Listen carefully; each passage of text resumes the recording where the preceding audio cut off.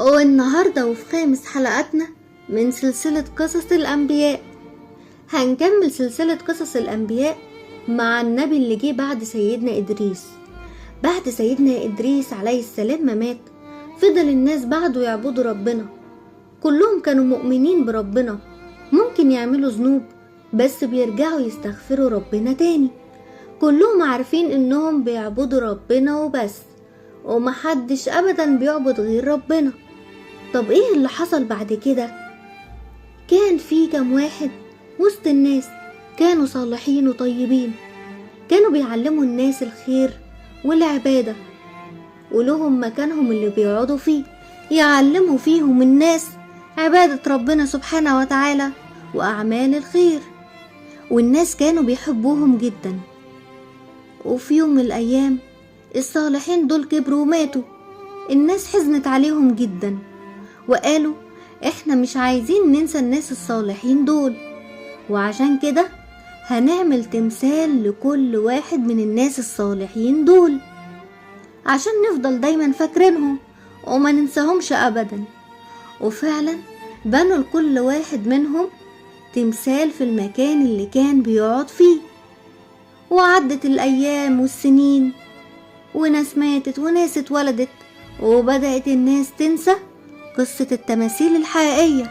التماثيل دي مش تماثيل عادية، لا، بدأوا يفكروا ان هم تماثيل كانوا اجدادهم بيعبدوها. ايوه، وبدأوا ينسوا ربنا، واتحولت التماثيل لأصنام، وكل واحد عمل تمثال يعبد فيه، ونسيوا خالص عبادة ربنا سبحانه وتعالى. لغاية ما في يوم من الأيام ربنا سبحانه وتعالى اختار نبي جديد يرجعهم تاني لعبادة ربنا. مين النبي ده بقى؟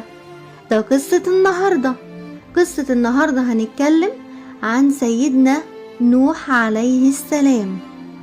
سيدنا نوح راح لقومه اللي بيعبدوا الأصنام عشان يعرفهم ان اللي بيعملوه ده مش صح، وقال لهم يا قومي اعبدوا الله وحده، مفيش غيره، ربنا سبحانه وتعالى هو اللي خلقكم، ومفيش ابدا أصنام.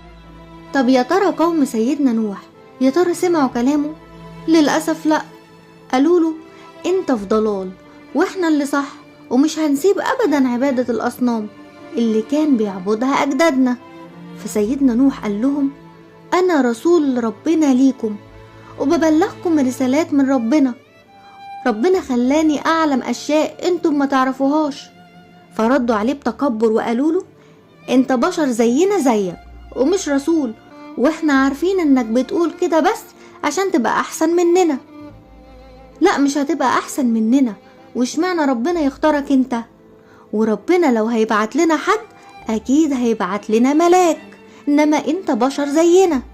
وللأسف مفيش حد آمن بربنا سبحانه وتعالى غير عدد قليل جدا من قوم نوح عليه السلام، ومعظمهم كان ناس ضعيفة ومسكينة وبيشتغلوا أعمال بسيطة.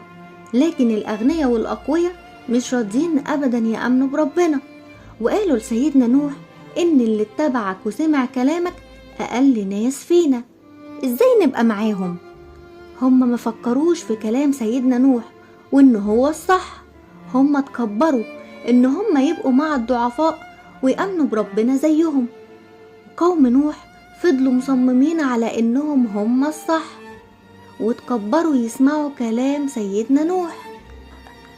فقالوا طب انت ازاي عاوزنا نؤمن واللي اتبعك الضعفاء والمساكين؟ اطردهم واحنا ممكن نفكر في كلامك. قوم نوح صمموا ان هو يطرد المؤمنين لانهم اقل منهم وبيشتغلوا اعمال بسيطة ومش اغنياء زيهم.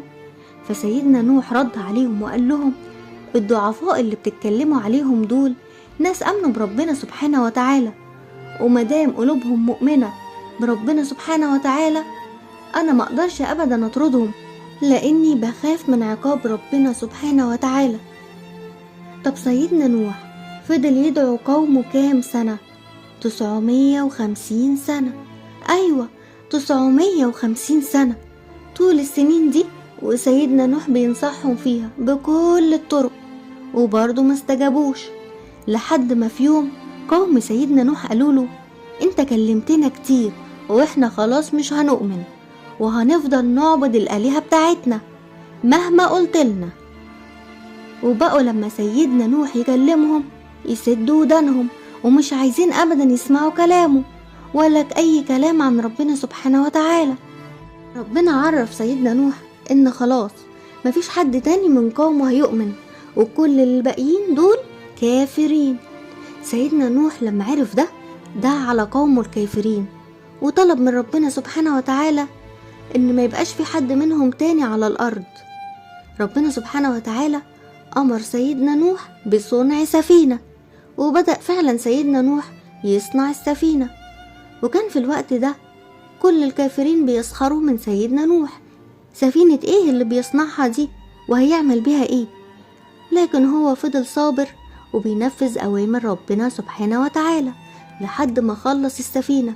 وبعد كده ربنا امره ان يجمع على السفينة كل المؤمنين اللي امنوا بربنا سبحانه وتعالى، وكمان زوج من كل نوع من الحيوانات والطيور. وبعد كده لما استقروا كلهم على السفينة، ربنا امر السماء بنزول المطر والارض بخروج الماء. انفجرت الماء من الارض لحد ما المية بقت في كل مكان حوالين الكافرين، وده كان الطوفان اللي مفيش ابدا منه مفر، وان الكافرين ملهمش نجاة. وكان من ضمن الكافرين دول ابن سيدنا نوح عليه السلام اللي ما امنش بيه وما رضيش ابدا ان هو يعبد ربنا. سيدنا نوح قعد ينادي عليه ويقول له امن بربنا وارجع وتوب، بس هو ما سمعش كلامه وقال له انه هيطلع لقمة الجبل عشان ما يغرقش. وفضل الطوفان لحد ما غرق كل الكافرين وماتوا، وكان طبعا من ضمنهم ابن سيدنا نوح عليه السلام. بعد كده ربنا امر السماء توقف المطر وان الارض تبلع المية، وخلص الطوفان واستقرت السفينة، وخرج المؤمنين فرحانين بنصر ربنا ليهم سبحانه وتعالى على القوم الكافرين. وبكده تكون خلصت حكايتنا النهاردة من سلسلة قصص الأنبياء اللي اتكلمنا فيها عن قصة سيدنا نوح عليه السلام. استنوني في الحلقة الجاية من سلسلة قصص الأنبياء علشان نتكلم عن النبي اللي جه بعد سيدنا نوح. يا ترى مين؟